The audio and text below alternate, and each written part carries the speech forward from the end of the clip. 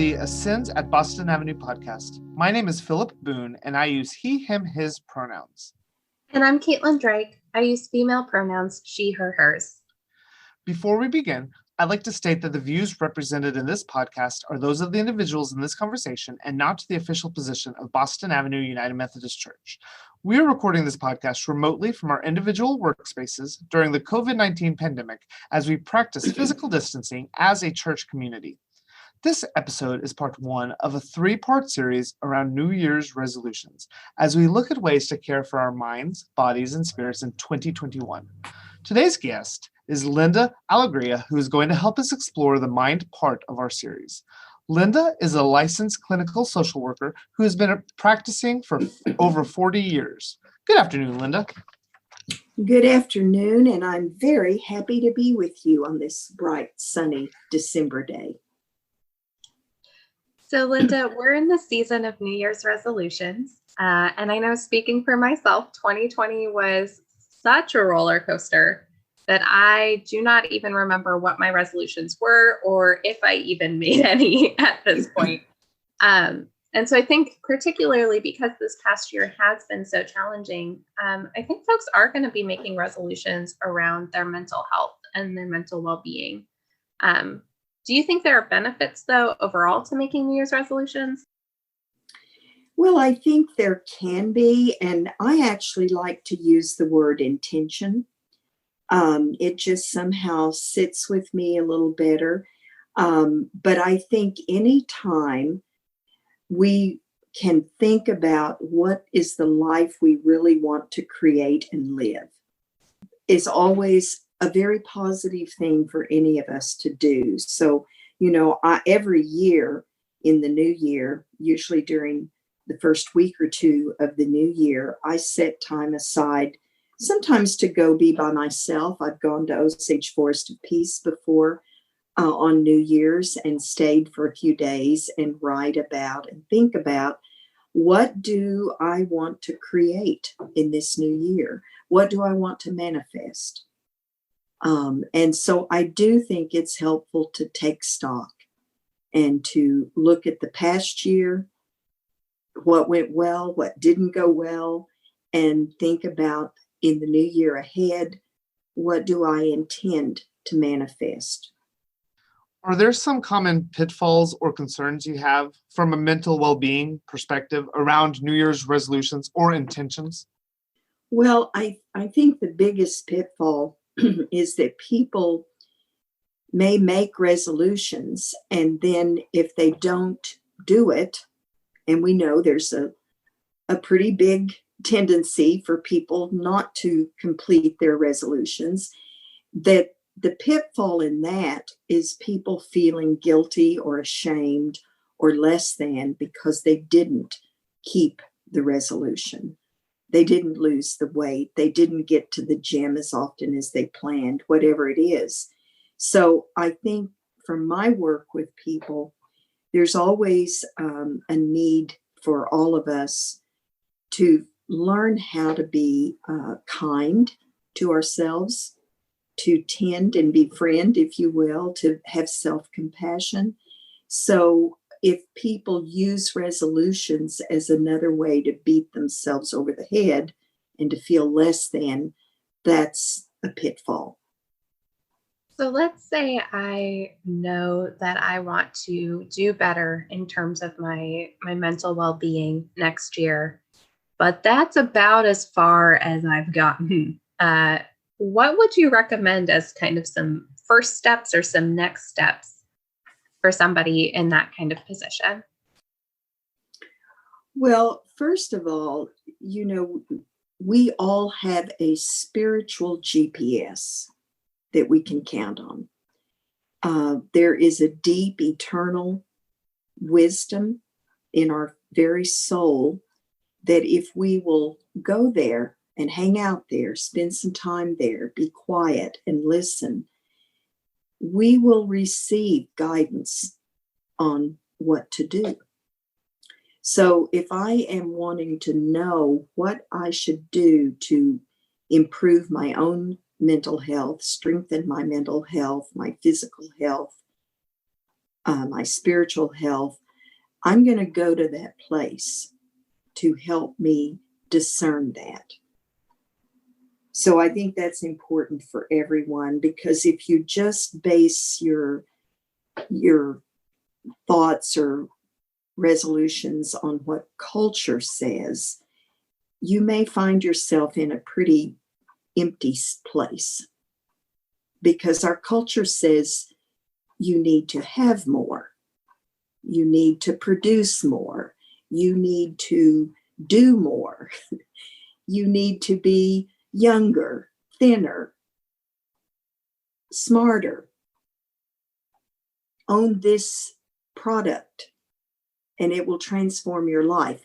So I think we all have to be wary of the cultural messages that we all are bombarded with day in and day out, and make sure that our intentions, our resolutions, are not overly bound to those cultural dictates, because those often lead us down a path of disappointment and emptiness. Particularly in regards to mental health, are there resolutions that you would recommend, ones that are good for everyone, or at least almost everyone? Yes, I actually have a little bit of a list I'm going to share with you. Things to stop doing, okay? Things not to do. Stop comparing yourself to others. Stop complaining. You know, complaining is, the ego loves to complain, because that's one of the ways we try to feel superior, is to complain about things or other people. It's like complaining about the weather. The weather doesn't care whether I like it or not. So it's really a waste of energy to complain about anything if you really stop and consider it. Stop blaming, judging, criticizing others and yourself. As I said earlier, I find that most people, and Tara Brach, one of my favorite teachers, she's a Buddhist instructor, says this, that most people are living in the trance of unworthiness. And I really find that to be true in my work, that people feel they're not as good as, they're not enough in some way. So we need to really work on getting rid of all of those self-deprecating put-downs, unkind things we might say to ourselves about ourselves, and to be more compassionate and loving and kind to ourselves. We need to stop worrying. Worry is like praying for the emotion you don't want. And we need to stop trying to please everyone, because you can't. It's not going to happen. Stop fearing change. Stop living in the past or worrying about the future. I call that anticipatory anxiety, when you spend a lot of your thought life worrying about the what ifs. Well, what if that happens? And what if that happens? And it doesn't serve us well. It's very unskillful. I've already said this, but stop putting yourself down and stop overthinking. Sometimes we just think too much. We overanalyze.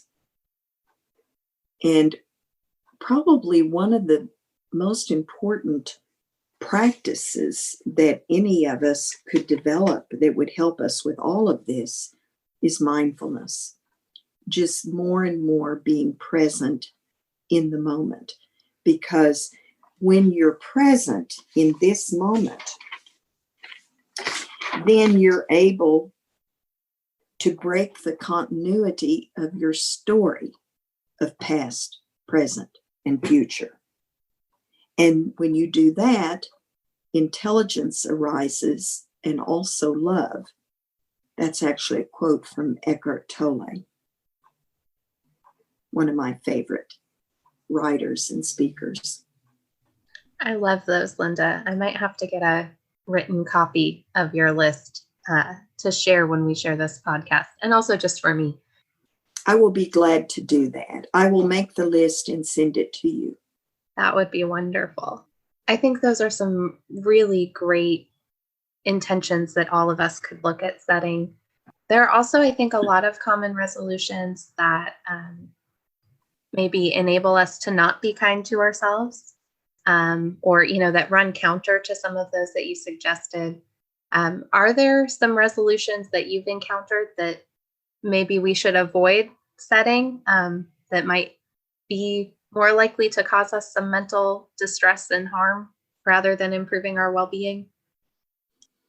Well, again, I think maybe, for example, weight loss, is a big one on people's lists, and getting more exercise. And of course, those are good things, but maybe an intention that would be even better would be to just say, improve my health. And then consider, what does that mean to really improve your health, your physical health, your mental health, your spiritual health? Then what would be the practices that would support that intention or that goal? What would be the steps that would move you towards improved health? I think that helps people think more broadly about that than just focusing on weight and exercise. That's just one example. Maybe, for example, something like on that list you had live life to the fullest. Well, that means different things to different people. So if that's my resolution or my intention, I need to be sure that I have gotten very clear about what it would mean for me to live life to the fullest. So this takes some time, some thought, maybe some journaling and writing, which is always good. Quit smoking. Well, maybe I need to become more aware of my own emotional needs and my wounds that are related to why I smoke or drink or overeat. Maybe a resolution could be know myself better, understand my own emotional needs. Do you have any thoughts on how we can be more successful in our New Year's resolutions, and particularly the ones that concern our mental health? Well, I think once you develop a plan of what you want to do, then for me, it all comes down to practice. So every day, in some way, whatever that is, we have to be willing to commit to practices that support what it is we want to achieve and do. So I think a lot about spiritual practices, because my intention for 2021, just like it is for every year, is to grow spiritually and to transform myself more and more. Well, if I'm going to do that, I'm going to have to take on specific daily practices that support that intention. Well, I was just going to add an affirmation that I learned recently that I think is so helpful when you're deciding how you want 2021 to be and improving your own mental health, is to be able to say to yourself, and I got this quote from Michael Beckwith, who is someone I really enjoy listening to and following his work. I'm available to more good than I have ever imagined. Now that's a powerful affirmation. I'm available to more good than I have ever imagined. So earlier you had mentioned some common resolutions, and those were in a list that we were looking at. The top 10 resolutions that are really common are to exercise more, lose weight, get organized, learn a new skill or hobby, live life to the fullest, save more money or spend less money, quit smoking, spend more time with family and friends, travel more, and read more. So, Linda, you already spoke to a couple of them that you thought might need to be fleshed out a little bit more, or maybe reframed to better support our overall wellness. Are there any that you would add or maybe switch out for something else? Well, I'm not thinking of anything right off the top of my head, but I do think on any of these, there's a list of 10 that the more specific you can get, for example, travel more. Well, travel where? And what is more for you? I just think that the power of intention, and this is how I believe about setting intention or making goals or resolutions. If you get clear about the life you would love to create and live, you can let go of the how, when, where. You don't have to know all of those answers, because if you get clear about your intention, the universe will provide the blueprint. Your spirit GPS, your spiritual GPS will guide you to the opportunities, the decisions, choices, steps that lead you towards that intention. And you may make an intention and you're not sure how it's going to actually happen or when. But you can let go of those details and just trust that the universe is going to help you, that God, that spirit is going to guide you towards your highest good, if that's your intention. I love how you talked about don't be so general, be more specific. What does this mean to you? And also about how you may have a resolution or an intention, but you need to get you need to understand what the underlying issue is, as opposed to just the surface, such as the quit smoking. What are the reasons that you're doing that? What work on your mental health and the underlying issue beyond it, rather than just sticking with the surface level, is really getting into and understand why you're doing what you're doing. And I enjoy that aspect of it. What has been your favorite resolution, either that you've set or that you've encountered someone else setting, and why? Well, I think for me, and I actually have a list of questions that I go through when I'm doing my planning or my thinking about and praying about the coming year, and I'll share that with you. For me, the most important, as I said, resolution, because it fits in with everything else that I would love to create and manifest. If I am connected spiritually, if I'm tuned into my inner spiritual GPS, it's going to guide me towards all the other things. I love to travel. It's always my intention to travel. And when I finally get vaccinated, I will be traveling. I've got several trips already planned.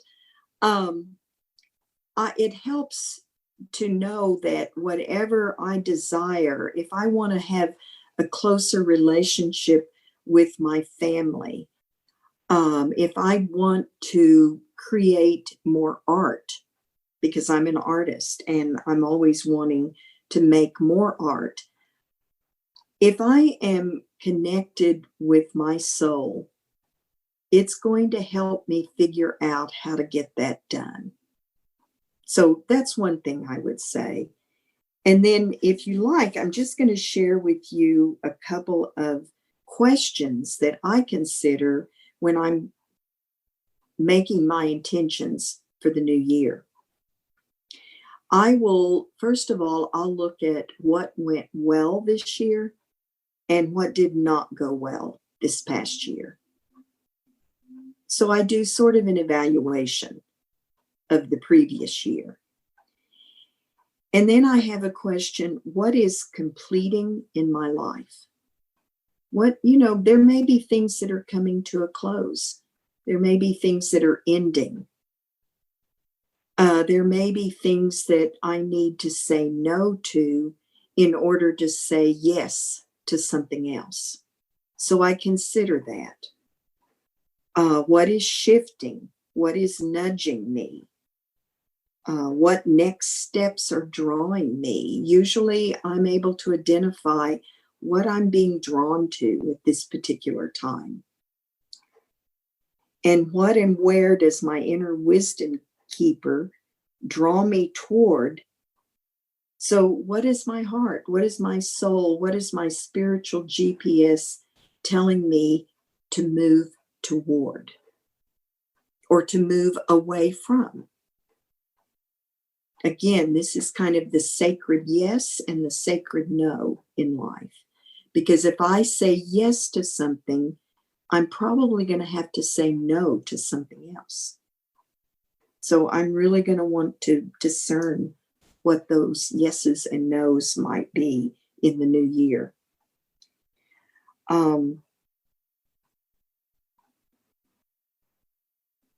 Also, I ask myself, if this were the last year of my life, what would be important? What would I want to make sure I did if this were going to be my last year? And you may think that sounds a bit morose, but it turns out that facing death and mortality, to honestly face it and accept it, allows you to more fully live.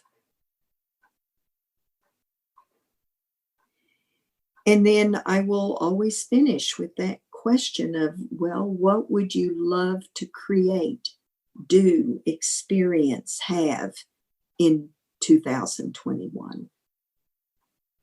So that's a process that I go through that helps me sort of discern all the various aspects of what I would like the next year to be about for me, what I would like to bring. And I'm always thinking about how I can raise my own energy vibration, because if I stay in a higher vibration, which is love, if I spend more time hanging out in thoughts that generate love and compassion, I'm going to raise my energy vibration, and it's going to affect everyone I deal with, everyone I come in contact with. And conversely, if I spend a lot of time hanging out in fear, ego, negative thinking, that's the lowest energy. And that also affects the people I come in contact with. So I want to be a light in the world. I want to be able to listen, love, and serve. That's my ultimate intention. Thank you, Linda. Is there anything else that you would like to add as we come to the end of our time this podcast? No, I think I've covered it. Thank you so I've much. Covered the waterfront. Thank you so much for joining us today. You are very welcome, and I wish all of you a lovely, healthy, prosperous, significant, meaningful new year. Thank you. This has been the Ascends at Boston Avenue podcast. Our producer is Alicia Urban. Our theme music was composed and performed by Wyatt Smith. Boston Avenue United Methodist Church is a progressive historic church located in downtown Tulsa, Oklahoma. Please visit our social media platforms for more information on what's going on at Boston Avenue UMC. We can be found on Facebook, Instagram, Twitter, and YouTube. We'll talk to you next time. Thank you.